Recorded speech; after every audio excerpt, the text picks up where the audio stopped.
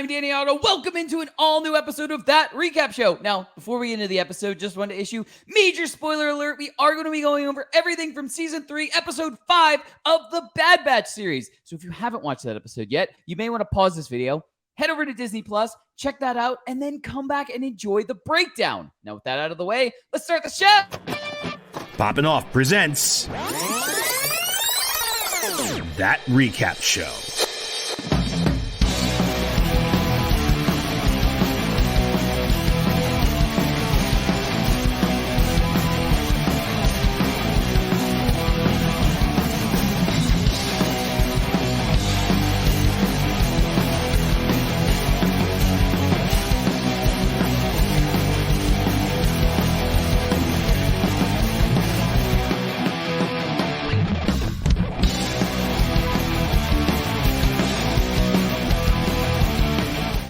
All right, joining with me to break down everything from episode 5 of the third season of the Bad Batch, it's Jon Jon Rico. Hello. Hello. Hey, what's up? What's up? Everything is up. Everything is up. Everything's up. Episode 5. I mean, look, just getting right into it. I feel like we're gonna keep repeating this. We're getting everything we want. I feel like we say like, I really hope this happens next, and it happens next. It does. They're like listening, or they're just like, you know what? Final season, can't hold anything back. Things are just happening the way we want them. We love it. Yeah, exactly. I think this is a really solid episode. I had a lot of fun with it, and we got the return to Echo. We're building the team back. Like that's what I was talking about the last couple episodes, where that's what I wanted. I wanted to start getting that, that feel of the team kind of going into battle and going into the rest of the season, and that's what we're getting. Like. We're getting everything we want. So I feel like I know eventually the other shoe's gonna drop and like something bad's gonna happen, and like I'll get more into that and like my predictions and stuff like that. But for now, I'm just like riding high on like every episode, getting exactly what I want. Rico, what were some of your instant reactions from episode 5? Oh yeah, the show is really good at going, like giving us the highest of highs before we get the lowest of lows. We know it's coming. We get this. Yeah, it's pretty much just a roller coaster at this point. Yeah. But yeah, this was a really good episode for me. Like you said, just getting to see pretty much the whole, but not the whole game together, of course, because of course we all miss Tech. And we had that great moment where they mourn him, of course. I got some stuff that I wanted to. We were back on Pabu for a little bit. Yeah. It wasn't really made as big of a deal as I hoped it would be, but we got to see them have a nice little dinner together, all as one little happy family again. Of course, I like that there's tension in there, but they're also just happy to still be together at the same time. So I really like the stuff they focus on there, and I really like that every single episode, even if it's the adventure of the week style mission episode. Each mission has something that's going to play into like the overall bigger story at the end. So they're using the data pad they got from Nalase to kind of figure out where Tantus is and how they can formulate an attack there. So everything's going to kind of how to play into what's going to happen later on. So I really like that, and they call on some cool stuff from in the past seasons as well. So this was a really fun episode, in my opinion. Yeah, exactly. You said I really it's like a slow build, and that's really cool when they take this time to kind of start building upon other things from the very beginning. They can do that, and we can have a bigger payoff like further down the line. It's not like the episode before we get a big payoff or anything like that. We can kind of have these slow build payoff type of things, and I mean, we know that Paradise is kind of like obviously it's. They're going back and forth to it, so like it's definitely going to play more into hopefully the rest of the season and stuff like that. And but yeah, solid episode. I had a lot of fun with this, and really looking forward to where we're going to go next at this point, because like the way this episode ended, I'm really not sure where we're going to go after this one. But before we get too far ahead of ourselves, you want to get into some big takeaways? Yeah, let's do it. Awesome! All right. I'm going to kick off big takeaways just because I feel like, and I mean this in the best way possible, it's almost an identical takeaway from one of the past videos from this, is that there are elements that they put into this episode like they did in another one of the like the earlier episode. I believe it was episode 2. Are like I really appreciate that. Like, there's little bits of horror elements in this episode that weren't out of place, but like were crafted for the Bad Batch, like in universe type of thing. So when they're like exploring the abandoned, I guess I want to say base, but At the outpost. yeah, outpost. That's the word I was looking at. Outpost. They're exploring that. It had that creepiness, that element to it. Like as soon as they went in and they were like, oh, we gotta reroute the power from this. I was like, something bad's gonna happen. Something bad is gonna happen. Like you could feel it coming, but you could feel it coming, and I meant it in a good way. It felt a lot like a video game or like one of those movies, like a Resident Evil movie, like one of the the first one is what I'm really thinking of. The first Resident Evil movie where they go down to the base that had been locked down and the power was off, and they turn the power back on and they open all the doors, and that's when horror ensues.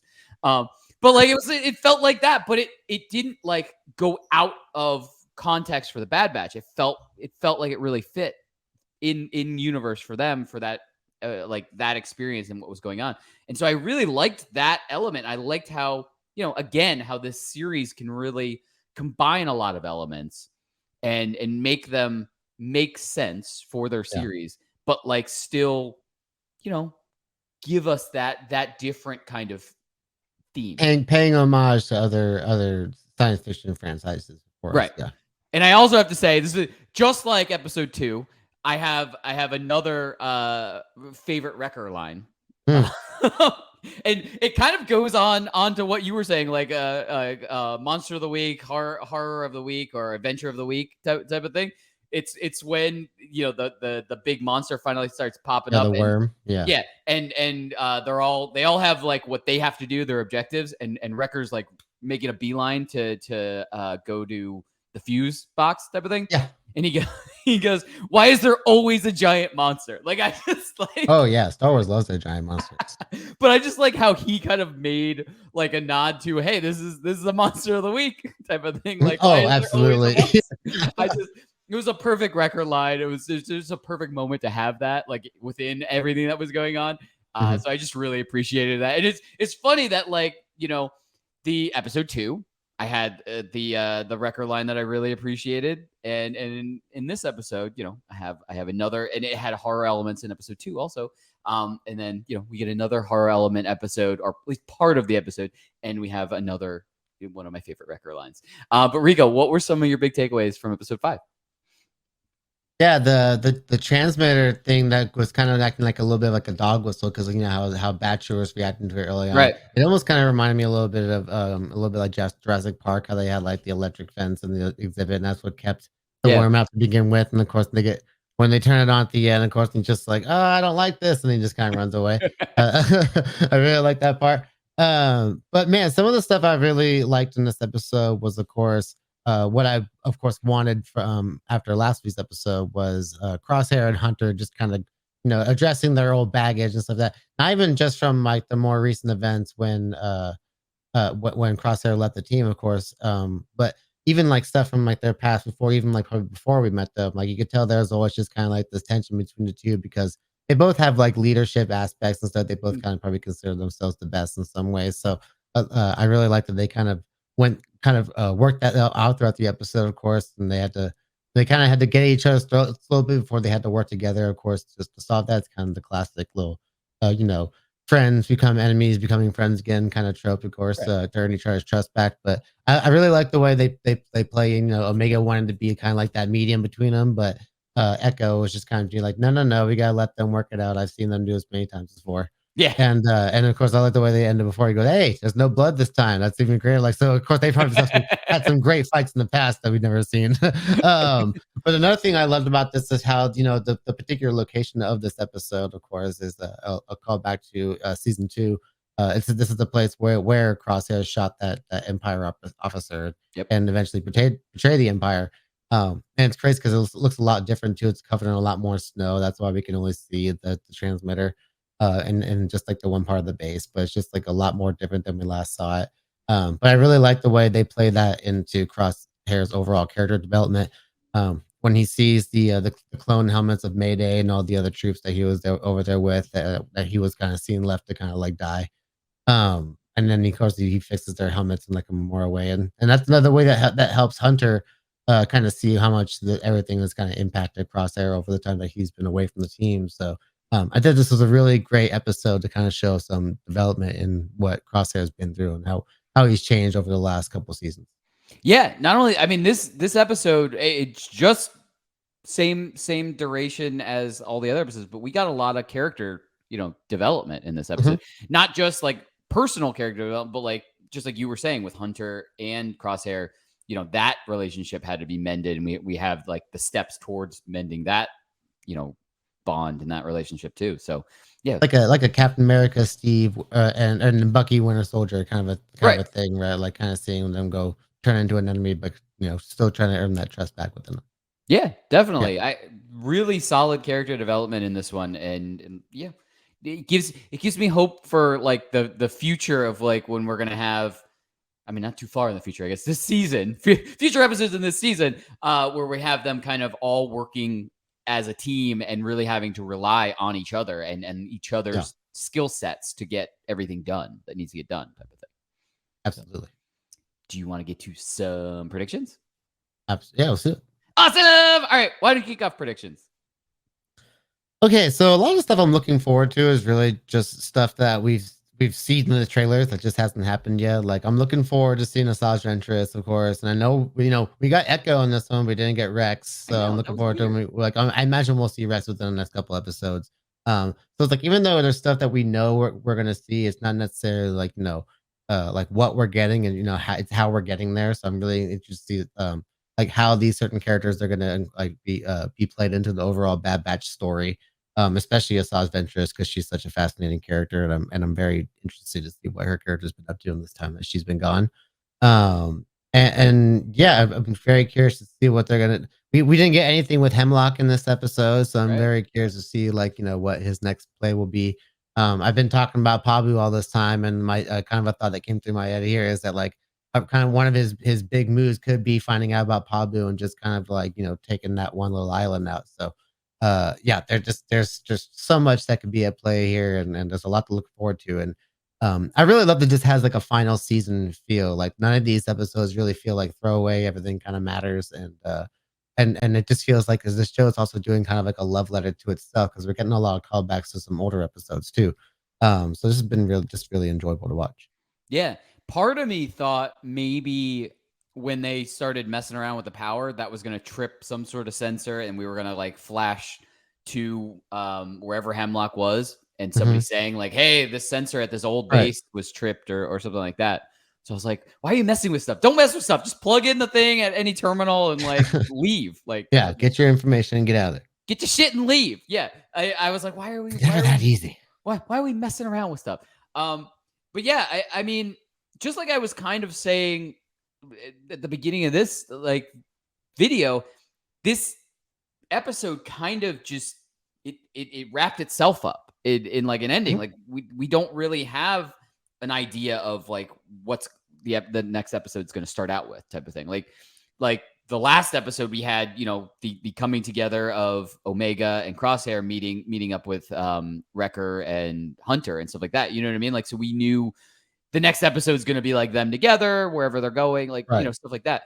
This one, it was the story of the week. Basically, it had a resolve. Like, yes, I know that there's going to, stuff's going to have other payoffs overall, but I have no idea where we're going next week. Basically, is my point. You have other characters like Fee and Sib we haven't really heard from yet too. Right. We have to figure we're going to see them at some point. Right, absolutely.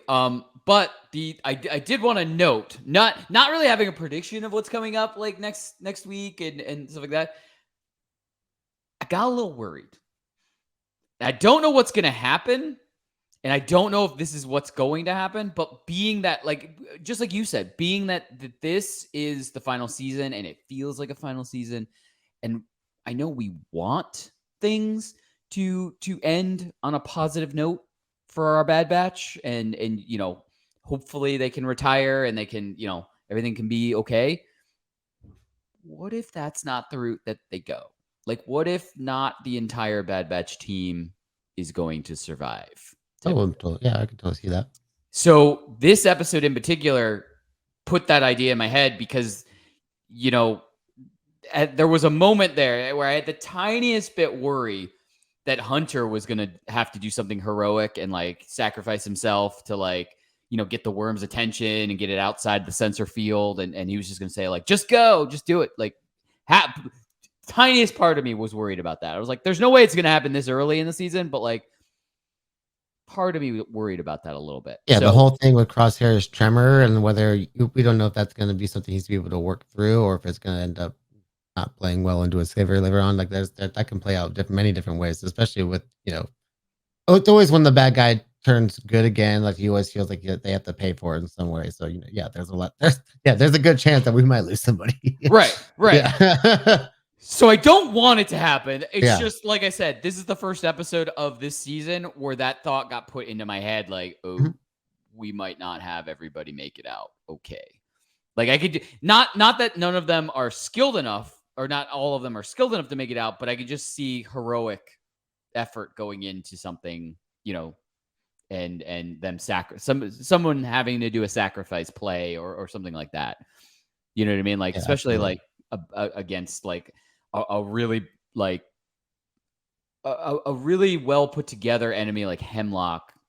You know what I mean? Like I could see there having to be like a sacrifice play to get the best of him type of thing. So, and the Emperor's involved now too. So who knows if something else might come into play. Right. Exactly. Yeah. So yeah, that makes me a little worried for the rest of the season. I'm kind of hoping that doesn't happen. I want to see everybody be able to ride off into the sunset. I want a Guardians of the Galaxy 3, basically. Yeah. Where we think somebody's going to not make it out, but like, everything's okay by the end. Like that's what I want. But yeah. Guardians 3, not episode 9, where we think Chewie dies and he doesn't actually die. Right. Exactly.